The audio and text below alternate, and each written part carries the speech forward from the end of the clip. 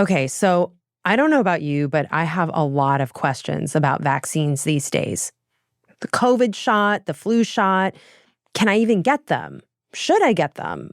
What about children or older adults? Will insurance cover these vaccines? Will pharmacies even have them? A lot of stuff is not clear, and we're also at a place where the country hasn't been before. Lena Sun is a national health reporter for The Post. She's been bringing exclusive reporting on the big changes at the nation's top health agencies. And she says if you're also feeling confused about vaccines right now, you're not alone.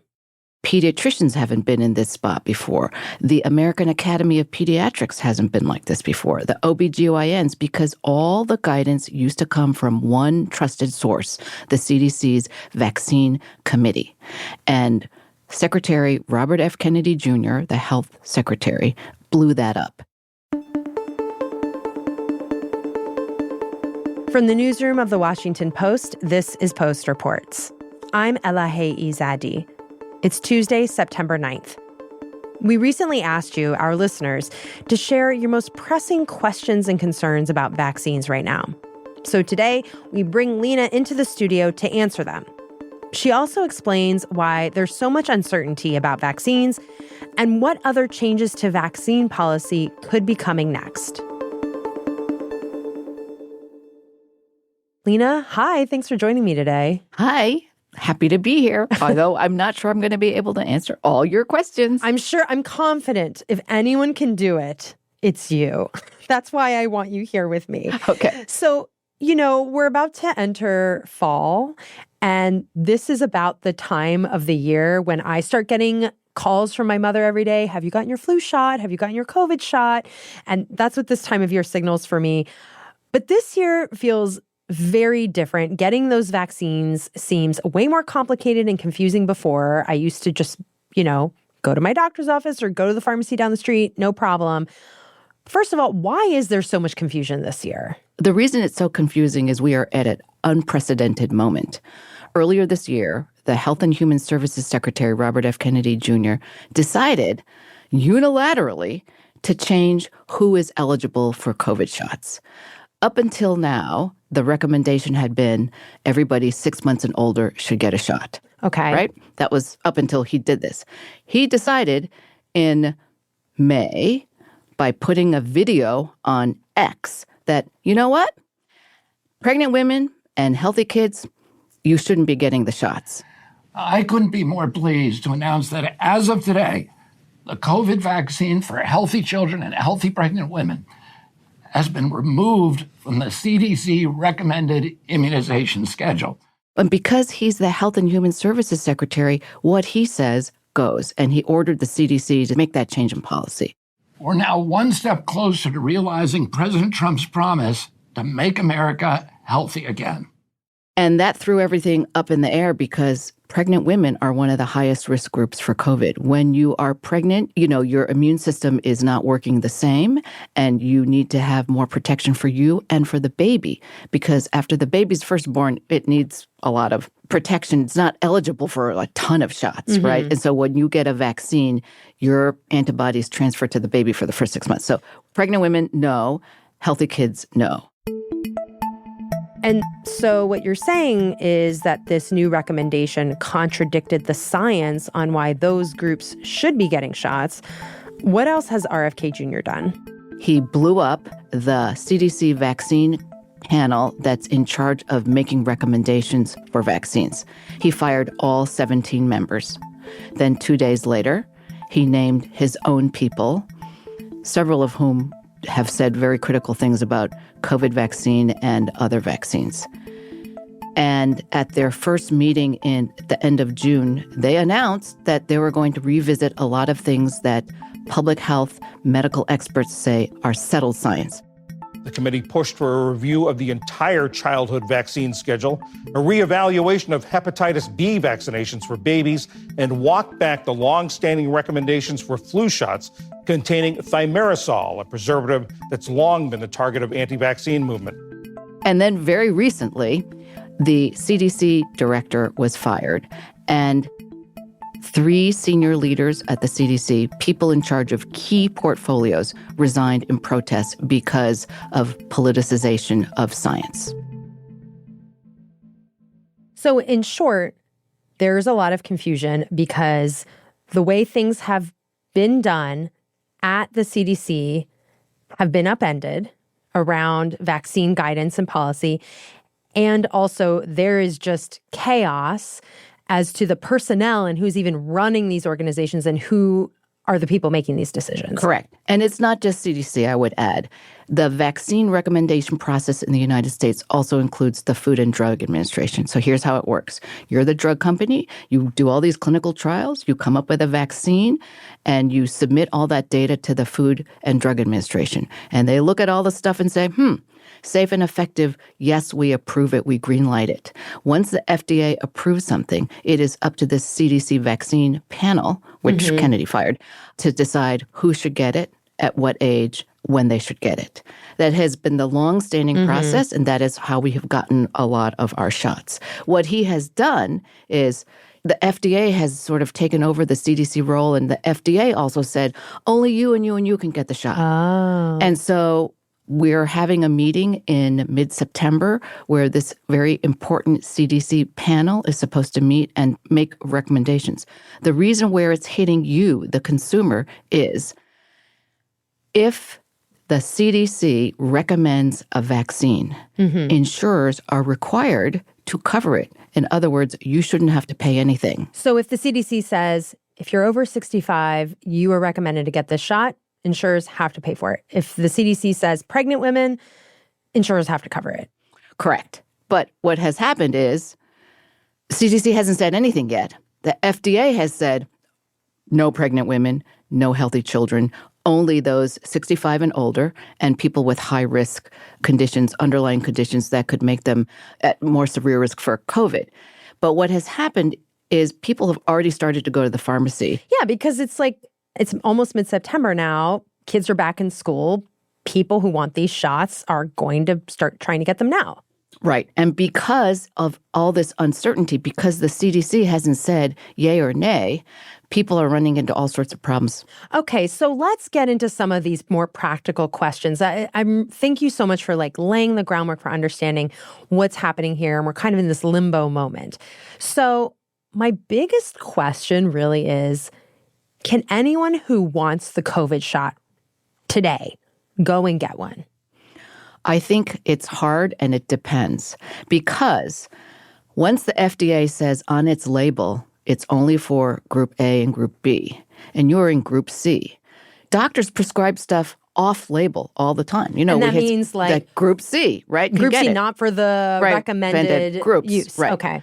But if you're prescribing something off-label, then you, the doctor, are worried, if you get sick and you die and you sue me, I may be worried about my liability. So they will probably not want to be taking that risk. They might not want to take that risk, or they might, but that's where it depends. Or what you see happening is that in some states, they're seeing this happen and they're changing to say, you know what? Pharmacists don't have to just rely on the CDC and the federal government for advice, for guidance on who can get the shot. If our state health department says you can get the shot, you can get the shot, and you, the pharmacist, and you, the insurer, are required to cover it. So that happened in Massachusetts last week, in New York.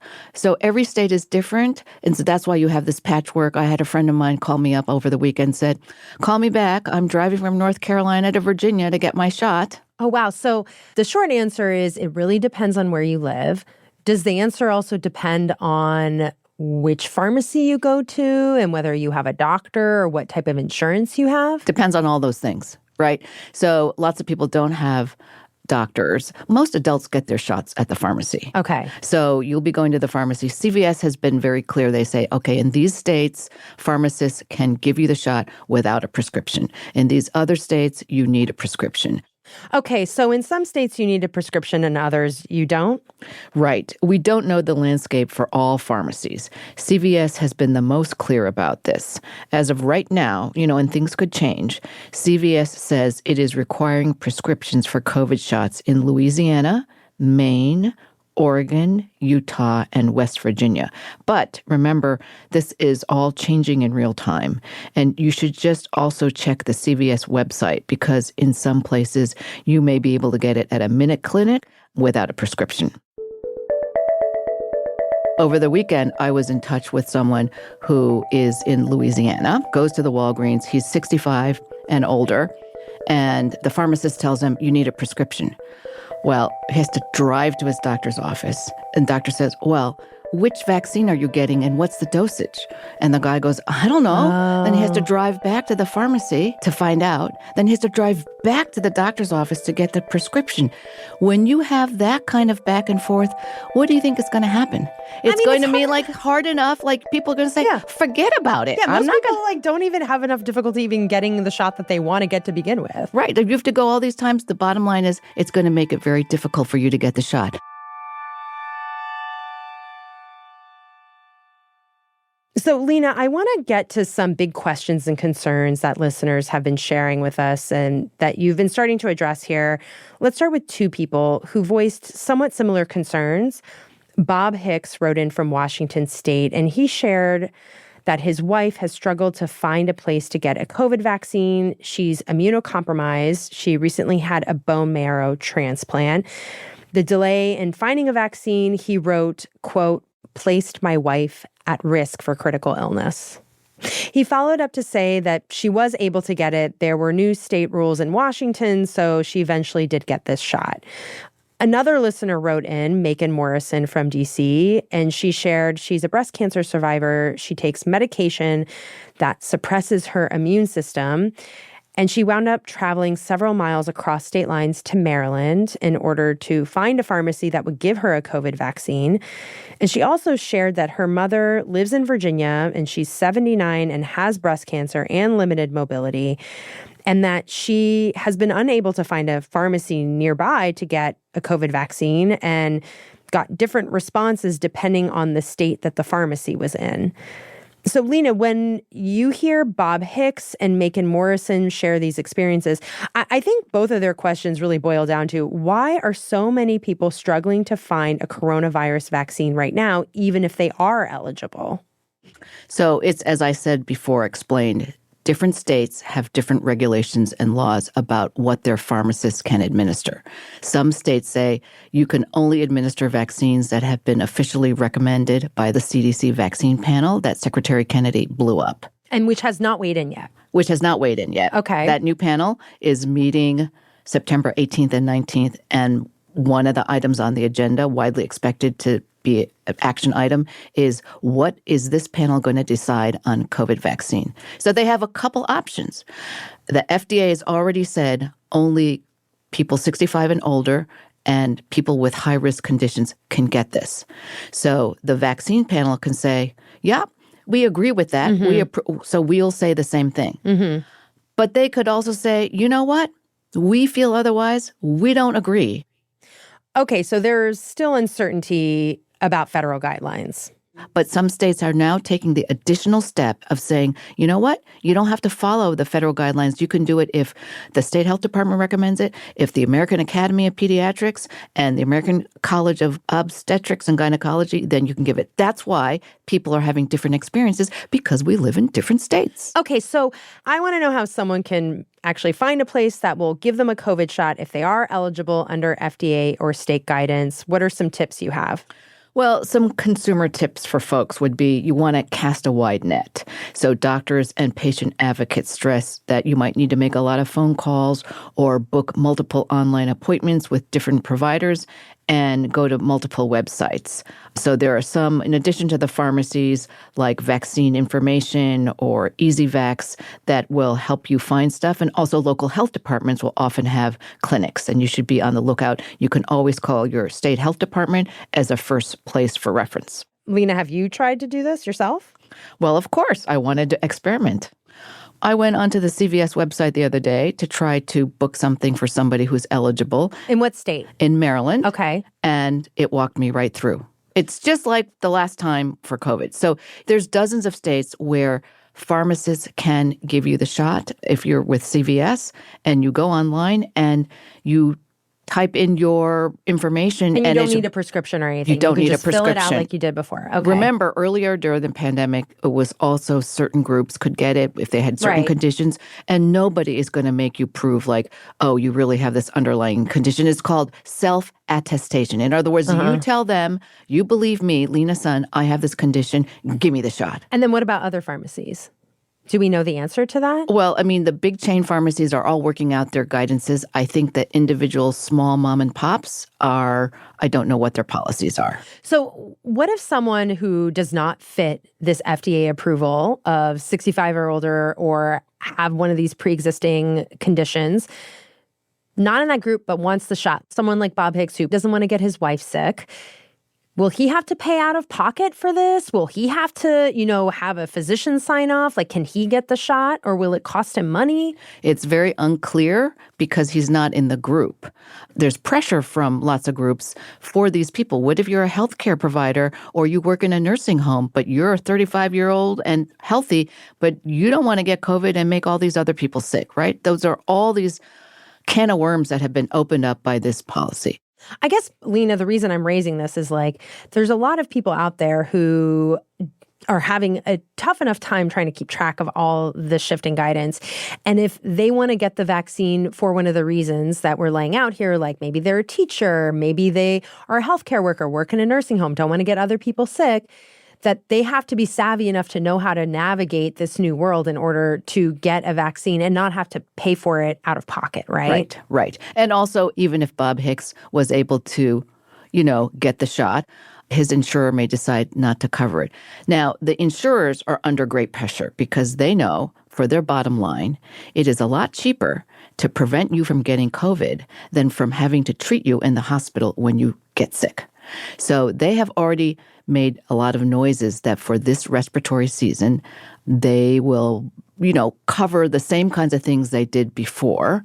That's the signal we've been getting from insurers, that they want to cover these things, that these are common sense respiratory illnesses that make a lot of people sick, a lot of people die. But would you recommend people checking with their insurers first? Yeah, you could always call the insurers and then be on the phone for 20 minutes, sure. But I wonder how much it costs if your insurer doesn't cover it. Honestly, I think it's going to depend. Everything is so fluid in this moment. But right now, I checked with CVS, and I think it could cost about $225 for the COVID shot. What about young children? Little kids? Yeah. Little kids. Like if I'm a parent and I want my kid vaccinated because COVID's just going around the school, what can I do? You could talk to your pediatrician, but a lot of pediatricians are no longer stocking the COVID vaccine because, number one, there wasn't a lot of uptake before. And if you stock the vaccine and you know for sure it's going to get reimbursed when the parent comes in by insurance, well, then you would stock it. But if it's uncertain now, as it is, you are not going to be shelling out money to buy a vaccine that you know you won't get reimbursed for and the parent doesn't want. Oh, so parents weren't really vaccinating their children at high rates before? Uptake for a COVID vaccine for kids is really low. Okay. But what I would suggest is the American Academy of Pediatrics, which is the group for all the pediatricians, has recommended differently from what the CDC was forced to do. They said kids under 24 months should get the shot because the hospitalization rate for this really young group of kids is as high as for the really older adults. Wow. So it's the little babies, the little kids that are vulnerable. And these kids don't have underlying conditions. So if you are a parent and your kid is older than that or even younger than that, first step would be call the pediatrician and just hear what they have to say and sort of follow their guidance. That's what you would recommend? Yeah, I would recommend that. Now, if you're an older kid, I think the data show that kids generally do better. And even before the politicization of this vaccine panel, before Kennedy blew it up and put in his new people, the old panel had been talking about a more targeted recommendation. Instead of everybody 6 months and older, they were already talking about maybe only certain groups, older, little kids, in between healthy adults. You can choose to get it if you want. That's where they were going before. Everything blew up. After the break, we put more of your questions to Lena, this time about flu and childhood vaccines. We'll be right back.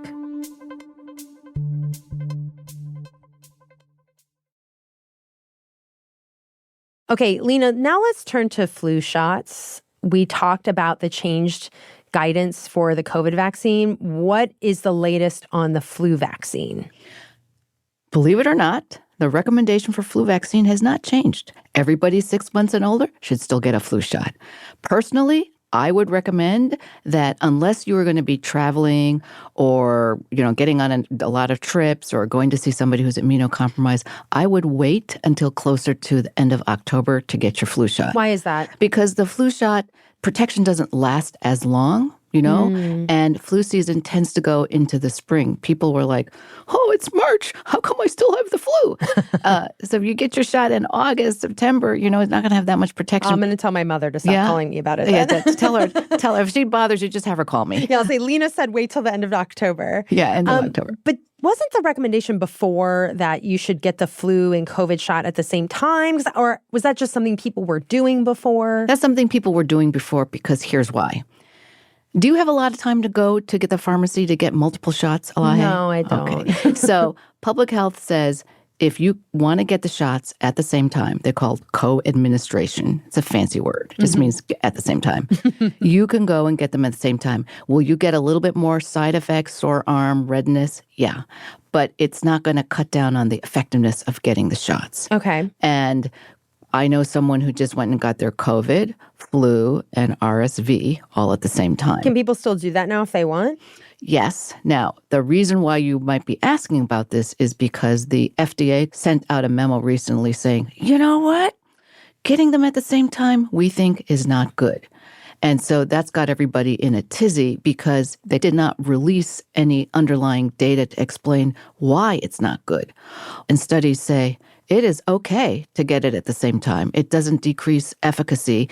It does give you a little bit more of a side effect, but it makes sense from a public health perspective if you're a busy parent to not to have to be shuttling around, going back to the pharmacy to get shots all at the same time. So it's basically like the guidance and recommendations from the top health agencies in the country. We're getting this messaging, but it doesn't mean that people can't do this if they want. Exactly. But there might be questions about it, even though, as you said, the science doesn't really support that. It makes it less effective. Also, there's no official policy. There's nothing official that says, do not get them at the same time. It is completely okay. I would heartily recommend before you get 2 shots at the same time, drink a lot of water and use your arms after the shot to get everything all zhuzhed around. I love this dance that you're doing. I'm going to do my Lena Sun dance when if I go get my shots and get them all at the same time. All right, now let's just talk about vaccines for kids. COVID shot aside, what's changed? Nothing. Nothing's changed yet. But this new panel of Kennedy's folks said that they want to re-examine the entire childhood immunization schedule. So there's a schedule for when you have kids, at 2 months you get this shot, 4 months, and it's a lot of shots. And parents have always said, oh, do I have to get little Johnny his shot? It's going to hurt so much. They're going to cry.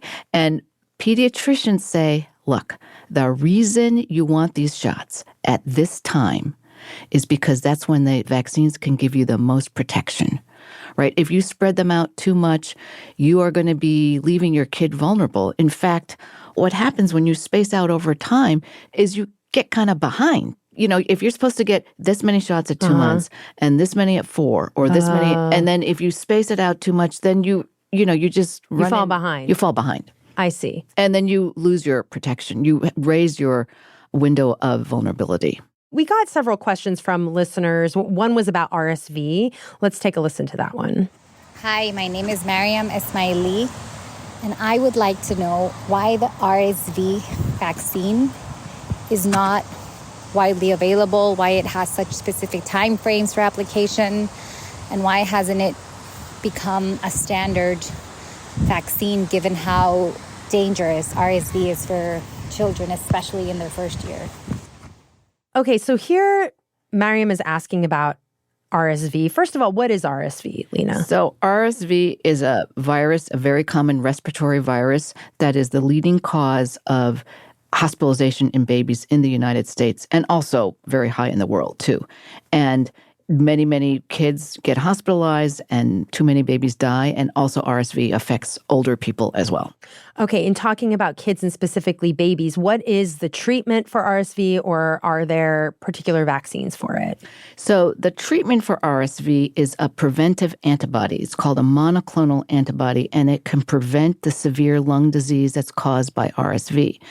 And what it does is it acts like a vaccine in your body. It's like, triggers your immune system, but it's not actually a vaccine. They call it a preventive treatment. I see. So recently there's this game-changing product, monoclonal antibody, nirsevimab, that came out, and it was used in the first season we've seen data for it. It's used during the winter respiratory season. The first set of data we've seen for it in 24-25 showed that it cut hospitalization but as much as 43%.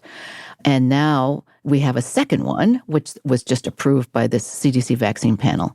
But the fear is that these two products may no longer be available if this panel decides to restrict or rescind their use. Okay, so there are questions going forward about the availability of this RSV treatment, which technically not a vaccine, but many people might think of it as a vaccine. Acts like one. Acts like one. So we also received an email from a listener, Manumita Chatterjee. She had a lot of questions about the childhood vaccine schedule. I'm summarizing her questions, but essentially she wanted to know, what is the science that goes into determining that schedule, a schedule that we've said is now being reviewed and reexamined? So the childhood immunization schedule is something that Health Secretary RFK has repeatedly said he wants to look at, because he makes the point, and this is valid, you used to get a lot fewer shots when he was little, and you get a lot more shots now. There's a couple reasons why. Back in the old days, when you got a vaccine, it had a lot more of the antigens, of the stuff in it, and it was heavier toll on your body. Now, with medical science and everything, they can just put in fewer antigens or less of the stuff. And also we have more science to show you if you get this vaccine, it will protect you against more disease. And then they are very specific in the time when you, the kid, get the shot to get the best immune reaction, right? If it's 2 months, it might not be as good. But if you give it at 4 months, then it's really good. Or maybe it makes sense to give it at, 6 years. And so that's why this schedule has come up. And this is what is now under attack. And this new panel has said that they want to review all of these childhood vaccines, which include measles, mumps, and rubella, diphtheria, pertussis, whooping cough, and polio. Finally, Lena, I wanted to end on this other listener question, and it has to do with what some people are feeling right now about whether, how, and who to trust when it comes to making decisions about vaccines and their health. It's from Joanna Marie. She wrote to Post Reports and asked, where can I go to find out trusted medical, proven scientific research data on vaccines if I can't go to the CDC? So back some years ago, the medical societies used to put out their own recommendations. And, they were often similar to CDC, but then they decided to harmonize so that CDC and the American Academy of Pediatrics and the AMA and ACOG, all these groups were the same. I would say now, because of the concern about CDC, you could go to these other medical societies, the American Academy of Pediatrics, the American Medical Association, the American College of Obstetrics and Gynecology, because their recommendations, they will say, here's the science, here's what we know, and here's how we know this, what works, because the data is there. The data hasn't disappeared. Lena, I guess just stepping back and thinking about this whole conversation, where does that leave you? Because you've been covering the CDC and public health for some time, and we've said, in this unprecedented moment. How are you feeling about all these questions that you're getting about vaccines and who people can trust, and what that says about, even like the idea that politics is influencing who we trust around our healthcare? I think it's very worrisome, because you see this as part of a larger anti-science approach. And it's very easy to go down the rabbit hole on social media. You don't really have that face-to-face, where when I talk to some pediatricians and you see them interact face-to-face, they've known these families and they explain to the families, then you see some of that trust come back. But not everybody has that kind of relationship, and they're constantly barraged with so many false things. So if you see the same false thing 400 times on all sorts of media, you might start to believe that's the case. The fear that many experts say is that when you have somebody in the very top job of the health policy apparatus saying things that are, let's say, economical for the truth, it raises these legitimate questions. You have doubt, and you decide, I'm not going to do this. And I think overall, for the sake of public health, many people feel that that will not be a good thing for the country or for the world. Well, Lena, thank you so much for making time to answer all of our questions. Thank you for having me.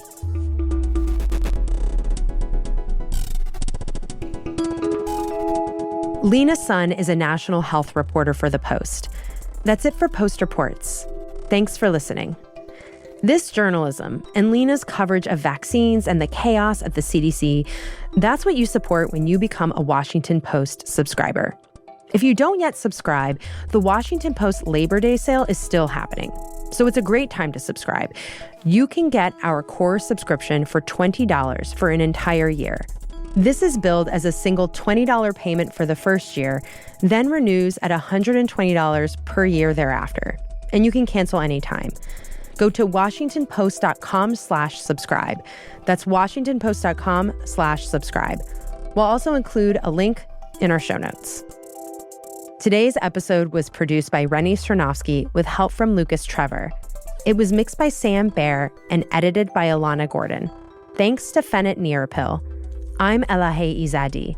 We'll be back tomorrow with more stories from the Washington Post.